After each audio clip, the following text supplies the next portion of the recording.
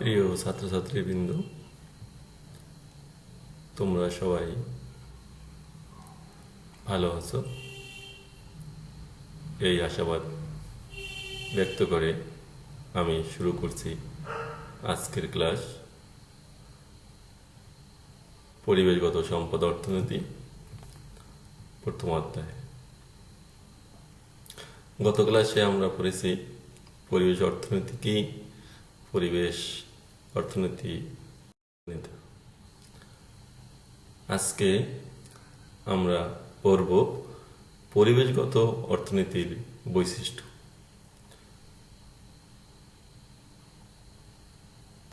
পরিবেশ ও অর্থনীতির মধ্যে সম্পর্ক নিয়ে অর্থনীতির যে ব্যবহারিক শাখা বিশ্লেষণ করে তাকে বলা হয় পরিবেশগত অর্থনীতি। আমরা আগেই জেনেছি পরিবেশ অর্থনীতির মধ্যে একটি সম্পর্ক আছে, সেই সম্পর্কের কারণেই পরিবেশ ও অর্থনীতি নিয়ে আলোচনা করা হয়। পরিবেশগত উপাদানের ক্ষেত্রে অর্থনৈতিক নীতি ও তত্ত্বের প্রয়োগ ঘটানো হয় মূলত পরিবেশগত অর্থনীতিতে।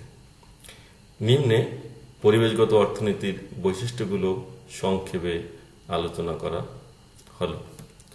প্রাথমিক অবস্থা আমরা বলতে পারি পরিবেশগত অর্থনীতি হচ্ছে অর্থনীতির একটি প্রায়োগিক বা ব্যবহারিক শাখা। পরিবেশের সাথে অর্থনীতির সম্পর্ক কিরূপ, পরিবেশের ভারসাম্য কিভাবে রক্ষা করা যায়, পরিবেশ দূষণ কিভাবে ন্যূনতম রাখা যায়, এ সকল ক্ষেত্রে অর্থনীতির নীতি ও তত্ত্বগুলোকে প্রয়োগ করা হয়। এবার আসি টেকসই উন্নয়ন। পরিবেশের ভারসাম্য বজায় রাখার জন্য পরিবেশ অর্থনীতিবিদগণ টেকসই উন্নয়ন ধারণাটি প্রবর্তন করে। আমরা আগেই জেনেছি টেকসই উন্নয়ন কি। টেকসই উন্নয়ন হলো এমন উন্নয়ন যাতে বর্তমানের চাহিদা পূরণ করে এবং ভবিষ্যৎ প্রজন্মের কোনো ক্ষতি না করে। টেকসই উন্নয়ন কৌশল নিয়ে কাজ করে পরিবেশ অর্থনীতি। টেকসই উন্নয়নের জন্য বিভিন্ন ধরনের উন্নত কলাকৌশল ব্যবহার করে কিভাবে উৎপাদন পরিচালনা করা যায় তার বিশ্লেষণ করা পরিবেশ অর্থনীতির প্রধান বৈশিষ্ট্য। যেহেতু আমাদের পরিবেশ দূষণ কমাতে হবে, বর্তমানে চাহিদাও পূরণ করতে হবে, ভবিষ্যৎ প্রজন্ম যাতে ক্ষতিগ্রস্ত না হয় সে চিন্তাও করতে হবে। সুতরাং উন্নয়নটা আমাদের এমনভাবে করতে হবে যাতে উন্নয়ন টেকসই হয়। এই টেকসই হওয়ার জন্য আমাদের কি করতে হবে? পরিবেশকেও রক্ষা করতে হবে, পরিবেশ সংরক্ষণ করতে হবে এবং উন্নয়ন এমনভাবে করতে হবে যাতে ন্যূনতম পরিবেশ দূষণ করে আমরা আমাদের চাহিদাকে পূরণ করতে পারি। অর্থনীতির সাথে পরিবেশের সম্পর্ক। পরিবেশগত বিভিন্ন উৎপাদনের সাথে অর্থনৈতিক সম্পর্ক নিয়ে আলোচনা করে পরিবেশগত অর্থনীতি। অর্থনীতির বিভিন্ন কর্মসূচি সিদ্ধান্ত কিভাবে পরিবেশের উপর প্রভাব বিস্তার করে সেটাও পরিবেশগত অর্থনীতির আলোচ্য বিষয়। অর্থনীতির বিভিন্ন কর্মসূচি ও সিদ্ধান্ত কিভাবে পরিবেশের উপর প্রভাব বিস্তার করে, আসলে আমরা যদি দেখি আমরা কোনো অর্থনৈতিক উন্নয়ন করতে গেলে পরিবেশে অবনতি হবে, এটাই স্বাভাবিক। কিন্তু সেই অবনতিটা অথবা পরিবেশের ক্ষতিটা কতটা ন্যূনতম পর্যায়ে রাখতে পারলে আমাদের পরিবেশের ক্ষতি কম হবে, আমাদের উন্নয়ন চলমান থাকবে। এই জন্যই পরিবেশের সাথে অর্থনীতির সম্পর্ক নিয়েও পরিবেশ অর্থনীতি আলোচনা করে।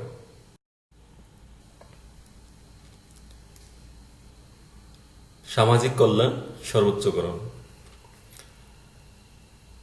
সাধারণ অর্থনীতির মতো পরিবেশ অর্থনীতির মূল উদ্দেশ্য হচ্ছে সামাজিক কল্যাণ সর্বোচ্চকরণ। কিভাবে উৎপাদন ক্ষেত্রে পরিবেশগত উপাদানগুলো কাম্যভাবে ব্যবহার করে সমাজের কল্যাণ বাড়ানো যায় সে ব্যাপারে পরিবেশগত অর্থনীতি গুরুত্ব সহকারে আলোচনা করে। তোমরা জানো প্যারেটো কাম্যতা হচ্ছে কাম্য অবস্থায় একজনের ক্ষতি না করে অন্যজনের উপকার করা যায় না। আমাদের এমনভাবে উন্নয়ন করতে হবে যাতে পরিবেশের ক্ষতি সর্বনিম্ন পর্যায়ে থাকে এবং সামাজিক কল্যাণও সর্বোচ্চ হয়। কিভাবে উৎপাদন ক্ষেত্রে পরিবেশগত উপাদানগুলো কাম্যভাবে ব্যবহার করে সমাজের কল্যাণ বাড়ানো যায়? আসলে এমনভাবে পরিবেশের উপাদানগুলো ব্যবহার করতে হবে যাতে সমাজেরও কল্যাণ হয় এবং পরিবেশ দূষণও কম হয়। সুতরাং সামাজিক কল্যাণ সর্বোচ্চকরণ নিয়েও পরিবেশ অর্থনীতি আলোচনা করে। পরিবেশ দূষণ। পরিবেশ দূষণ কি, দূষণের উৎস, দূষণের প্রভাব, দূষণের মূল্য ইত্যাদি পরিবেশ অর্থনীতির আলোচনার গুরুত্বপূর্ণ বিষয়। আসলে আমরা কারণে অকারণে পরিবেশ দূষণ করি। দূষণের উৎস সম্পর্কে আমরা মোটামুটি সবাই জানি। দূষণের প্রভাব কিভাবে পরিবেশকে, মানুষের জীবনকে বিপর্যস্ত করে তোলে সে ব্যাপারে আমাদের জানা আছে। কিন্তু একটা জিনিস, দূষণের মূল্য আসলে আমরা নির্ণয় করতে পারি না। পরিবেশ অর্থনীতি যদি পাঠ করা হয় তাহলে অনেক ক্ষেত্রে দেখা যাবে পরিবেশ দূষণের মূল্যটা নির্ণয় করা সহজ হচ্ছে। দূষণের প্রভাব কতটা ভয়াবহ, পরিবেশ দূষণ কিভাবে ন্যূনতম পর্যায়ে রাখা যায় সেটা নিয়ে পরিবেশ অর্থনীতি আলোচনা করে। দূষণের মূল্য নির্ধারণ তথা কোনো ব্যক্তি বা প্রতিষ্ঠান পরিবেশ দূষণ করলে তার ক্ষতিপূরণ নির্ণয় করা ও পরিবেশ অর্থনীতির আলোচ্য বিষয়। আমরা পরবর্তী অধ্যায়ে কোষ থিওরি আলোচনা দেখব আসলে দূষণের মূল্য কিভাবে নির্ধারণ করা যায়।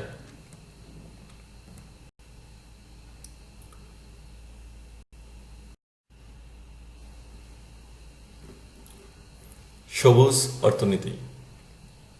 পরিবেশ সংরক্ষণ করে অর্থনৈতিক উন্নয়ন, পরিকল্পনা প্রণয়ন, বাস্তবায়ন করাকে বলা হয় সবুজ অর্থনীতি। সাধারণ অর্থনীতির সাথে সবুজ অর্থনীতির সম্পর্ক জানা যায় পরিবেশ অর্থনীতি থেকে। এখন যদি তোমরা মনে করো সবুজ অর্থনীতি আসলে পরিবেশ সংরক্ষণ করে পরিবেশকে সবুজায়ন করার মাধ্যমে আসলে আমরা এটাকে সবুজ অর্থনীতি বলি। এখন এই সবুজ অর্থনীতি কিভাবে অথবা অর্থনীতি কিভাবে সবুজ রাখা যাবে, এমনভাবে পরিকল্পনা প্রণয়ন করতে হবে, উন্নয়ন করতে হবে এবং বাস্তবায়ন করতে হবে যাতে প্রকৃতি ক্ষতিগ্রস্ত না হয়ে আমাদের চাহিদাকে পূরণ করে। আমরা যদি পরিবেশ অর্থনীতি পাঠ করি তাহলে আমরা দেখতে পাবো সেখানে অর্থনীতির সাথে সবুজ অর্থনীতির একটা সম্পর্ক আছে, সেটা নিয়ে পরিবেশ অর্থনীতি আলোচনা করে। Green banking. পরিবেশ বান্ধব কর্মকাণ্ড তথা পরিবেশ সংরক্ষণ করার কাজে শুধুমাত্র ঋণদান করে এমন ব্যাংকিংকে বলা হয় গ্রিন ব্যাংকিং। আসলে ব্যাপারটা তোমরা বুঝতে চেষ্টা করো। পরিবেশ বান্ধব কর্মকাণ্ড যেমন আমি বৃক্ষরোপণ কর্মসূচি নিতে পারি, পরিবেশ সংরক্ষণ করার জন্য নিতে পারি, এমনভাবে উন্নয়ন করতে হবে যাতে পরিবেশের কোনো পরিবেশ ক্ষতিগ্রস্ত না হয়।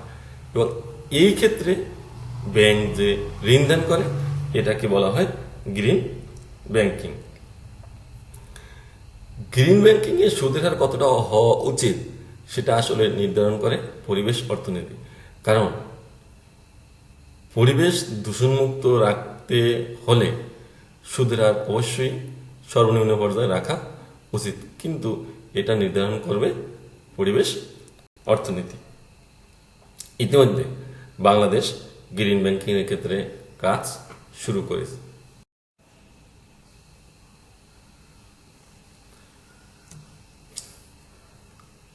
ভারসাম্য বা সামঞ্জস্য বিধান। অর্থনীতি যেমন সম্পদ সীমাবদ্ধ তেমনি পরিবেশ অর্থনীতিতেও প্রাকৃতিক সম্পদ সীমাবদ্ধ। আমরা আগেই জেনেছি শিল্পায়নের ফলে প্রাকৃতিক সম্পদের চাহিদা ক্রমশ বৃদ্ধি পাচ্ছে। শিল্পায়ন করতে গেলে প্রথমত দরকার প্রাকৃতিক সম্পদ। যেহেতু আমাদের প্রাকৃতিক সম্পদ সীমিত এবং শিল্পায়ন নগরায়ন দ্রুত বৃদ্ধি পাচ্ছে, সুতরাং এই সীমিত প্রাকৃতিক সম্পদকে কিভাবে ব্যবহার করা যায় অথবা সীমিত প্রাকৃতিক সম্পদের যোগানের সাথে বর্ধিত চাহিদার সামঞ্জস্য ভারসাম্য রক্ষা করা যায় তাই নিয়ে আসলে পরিবেশ অর্থনীতি আলোচনা করে। পরিবেশগত সম্পদের মূল্য নির্ধারণ। প্রকৃতি হতে যে সমস্ত সম্পদ বা উপাদান মানুষ এর অভাব পূরণ কিংবা উৎপাদনের উপকরণ হিসেবে ব্যবহৃত হয় সেগুলোকে বলা হয় পরিবেশগত সম্পদ। আসলে প্রকৃতি হতে যে সম্পদ পাই আমরা সেটাই আমরা বলি কি পরিবেশগত সম্পদ। এই উপকরণ দিয়ে মানুষ বিভিন্ন জিনিস উৎপাদন করে অথবা বিভিন্ন শিল্প কারখানা ব্যবহার করে। এখন যদি আমরা মনে করি স্বর্ণের কথা, স্বর্ণ কোথা থেকে আমরা পাই? প্রকৃতি থেকে। ডায়মন্ড কোথা থেকে পাই? প্রকৃতি থেকে। এইসব দ্রব্য ব্যবহার করা হয়, কিন্তু যদি চিন্তা করা হয় যে স্বর্ণের যোগান কি অসীম? না। ডায়মন্ডের যোগান কি অসীম? না। এগুলো আমরা প্রকৃতিতে পাই। এগুলো সাধারণত উৎপাদনের উপকরণ হিসেবে ব্যবহার করে। কেউ ডায়মন্ডের নেকলেস তৈরি করবে, সুতরাং ডায়মন্ড লাগবে। কেউ স্বর্ণের নেকলেস তৈরি করবে, স্বর্ণ লাগবে। সেগুলো সম্পদ সীমিত। এই সাধারণ অর্থনীতির মধ্যে পরিবেশ সম্পদের চাহিদা যোগানের সমাধানের মাধ্যমে মূল্য নির্ধারণ করার দায়িত্ব হচ্ছে পরিবেশ অর্থনীতি। কিভাবে স্বর্ণের মূল্য নির্ধারিত হবে, কিভাবে ডায়মন্ডের মূল্য নির্ধারিত হবে, সেগুলো আসলে নির্ধারণ করার দায়িত্ব পরিবেশ অর্থনীতি।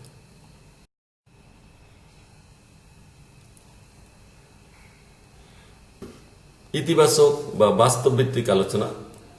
প্রকৃতিতে কি ঘটনা ঘটছে,